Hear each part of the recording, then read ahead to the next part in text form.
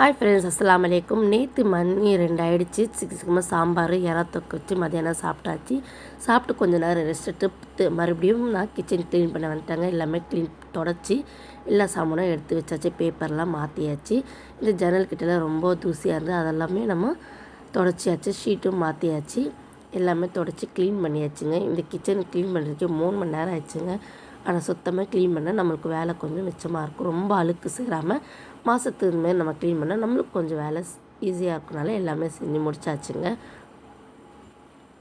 இப்போ எல்லாமே கழுவி விட்டு நல்லா தொடச்சி கீழே ஒரு பேப்பர் மேலே ஒரு ஷீட்டு போட்டு நம்ம இப்போ ஆயில் பாட்டிலில் இதில் எடுத்து வச்சிட வேண்டாங்க.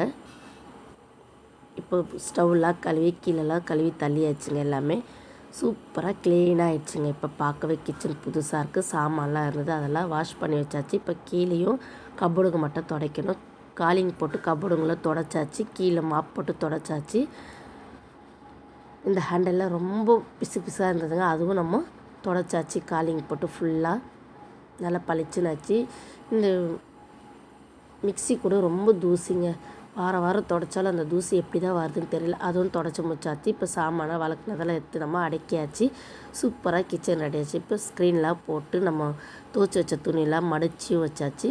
ஃப்ரிட்ஜு மட்டும் துடைக்க வேண்டியதுக்குள்ளே எல்லாமே க்ளீன் பண்ணியாச்சு. மேலே ஃபுல்லாக தொடச்சி முடிச்சாச்சு.